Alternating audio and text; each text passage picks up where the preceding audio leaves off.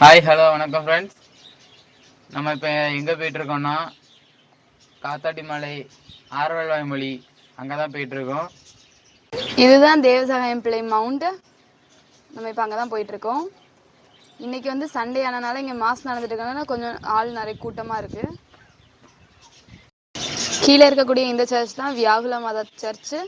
இந்த இடம் ஃபுல்லாகவே மவுண்டெயின் ஃபுல்லாக மரமாக சூப்பராக இருக்கும். ஃபுல்லாக காற்றா இருக்கும். செம்மையான ஒரு பிளேஸ். உண்மையிலே டைம் போகிறது தெரியவே இல்லை, அவ்வளோத்துக்கு சூப்பராக இருந்து. இதுதான் என்ட்ரன்ஸு. நம்ம ஸ்டார்ட் பண்ணலாம்.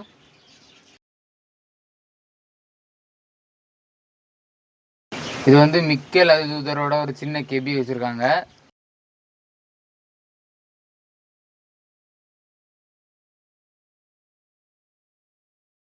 இந்த கோயிலுடைய வரலாறு எல்லாத்தையும் அந்த கல்லில் வச்சுருந்துருக்காங்க. இதுதான் மலையோட ஒரு பக்கம். இந்த பக்கத்தோட நம்ம ஸ்டார்ட் பண்ணி மேலே ஏறி அப்படி சுற்றி மலையை சுற்றி எல்லா இடமும் பார்த்துட்டு திரும்ப இன்னொரு பக்கத்தோட கீழே வரணும்.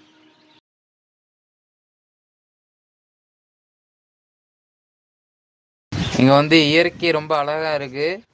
இப்போ நம்ம வந்து பெல் ராக் மணி அடிச்சாம்பாறை அங்கே போகலாம்.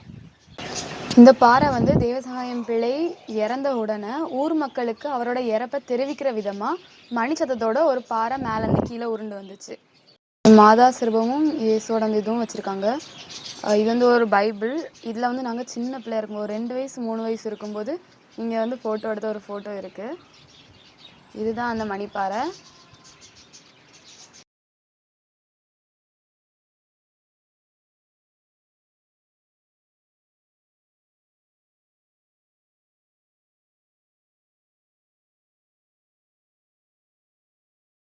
இயற்கை எவ்வளோ அழகாக இருக்குது பார்த்தீங்களா? இங்கேருந்து சுற்றி இருக்க எல்லா இடமும் நல்லா பச்சை பச்சைன்னு தெரிஞ்சிச்சு. எங்கே பார்த்தாலும் அப்படி தான் இருந்துச்சு. பாருங்க,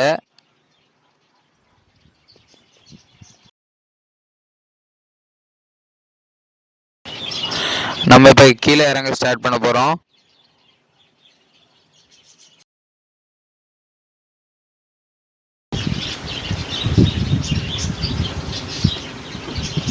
என் தம்பி அவனுக்கு குரங்கு வித்தைய ஸ்டார்ட் பண்ணிட்டான்.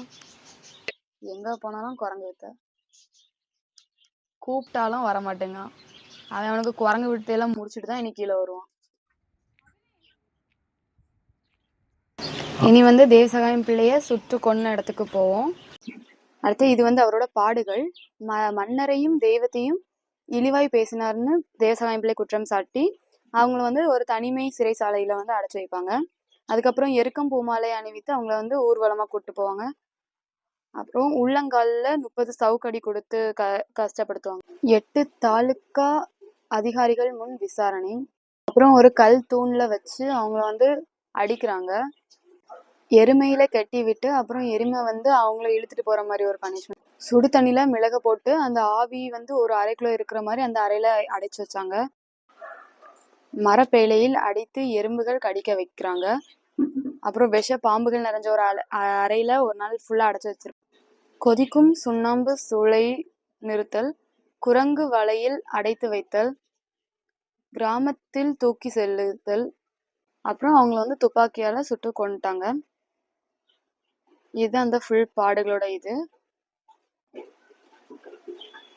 இந்த சிற்பம் வந்து ஒரே ஒரு கல்ல செதுக்கப்பட்ட ஒரு சிற்பம்.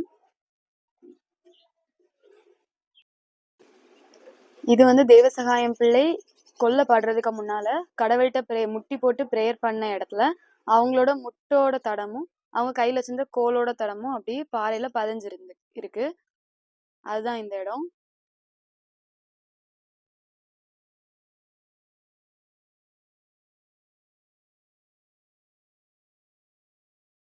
ஆயிரத்தி 1752 ஆண்டு ஜனவரி 14 நாள் மறைசாட்சி தேவசகாயம் பிள்ளை துப்பாக்கியால் சுட்டு கொல்லப்பட்ட இடம்.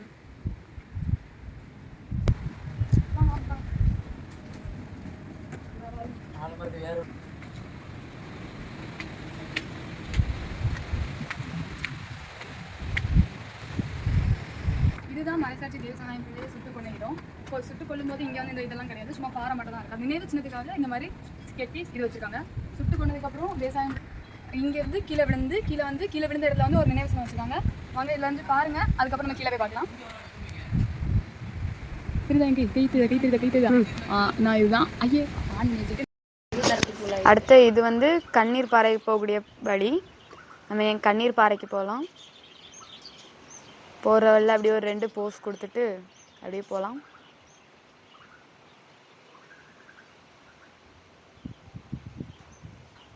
இதுதான் கண்ணீர் பாறைக்கு போகக்கூடிய அந்த ஃபர்ஸ்ட் என்ட்ரன்ஸ், த டியர் ராக்.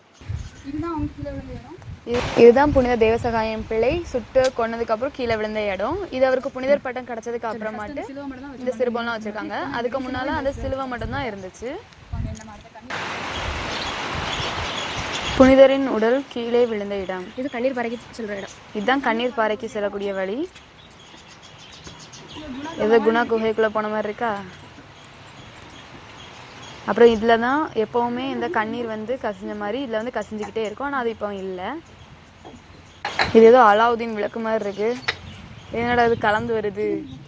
இது இந்த ஓ இது வந்து லைட் வச்சுருக்காங்க. இது வந்து விளக்கு இருக்கு. எல்லாமே ஒரு ஏதோ செட் பண்ண மாதிரி தான் இருக்குது எல்லாமே. இந்த லைட்லாம் இனி பார்க்கணுன்னா திருவிழா வர டைம் எல்லாம் கரெக்ட் பண்ணுவாங்கன்னு நினைக்கிறேன். நெக்ஸ்ட் மந்த் மார்ச் மாதம் திருவிழா வரும்.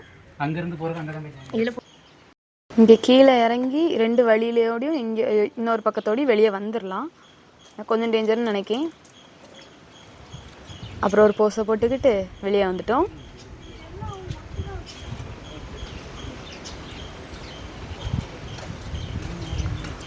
அப்புறம் அதுக்கு அந்த பக்கம் ஒரு மரம் மாதிரி இருக்குல்ல, அதில் ஒரு போஸ் ஃபோட்டோ எடுக்கலாம் அப்படின்னு சொல்லிட்டு போனோம்.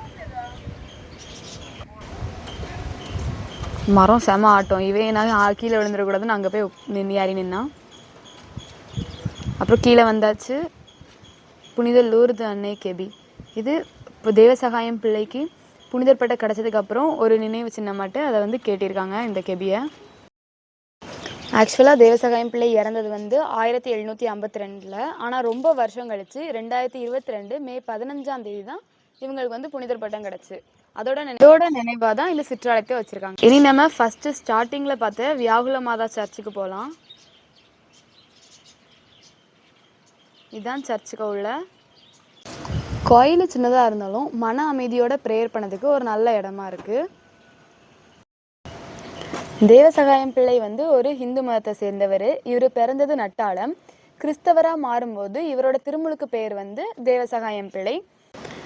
இவங்க வந்து திருமுழுக்கு எடுத்தது வந்து வடக்கன்குளத்தில். இவர் கிறிஸ்தவராக மாறினால இவரை கொல்லணும் அப்படின்னு கட்டளையிட்டு தேவையில்லாத பழியெல்லாம் சுமத்தி அவரை கொல்லதுக்கு கொண்டு வரப்பட்ட இடம் தான் ஆரல்வாய்மொழி. இவரை கொல்லதுக்கு கொண்டு வரக்கூடிய வழியில புலியூர் குறிச்சிங்கிற இடத்துல வந்து அவரை கூட்டு வந்த வீரர்களுக்கும் இவங்க தேவசகாயம் பிள்ளைக்கும் நல்லா தண்ணி தாகம் எடுக்கும். ஆனால் அங்கே வந்து அவங்களுக்கு வந்து தண்ணி கிடைக்காதனால தேவசகாயம் பிள்ளை வந்து கடவுள்கிட்ட வேண்டி அவரோட கை முட்டால பாறையை இடிக்கும் போது பாறையிலேருந்து தண்ணி வரும்.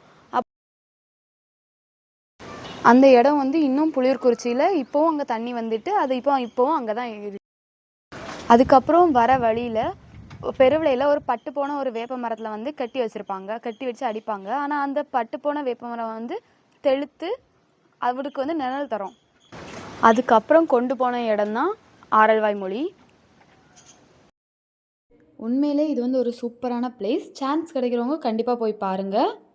நம்ம இனி நெக்ஸ்ட் vlogல பார்க்கலாம். Tata, bye bye.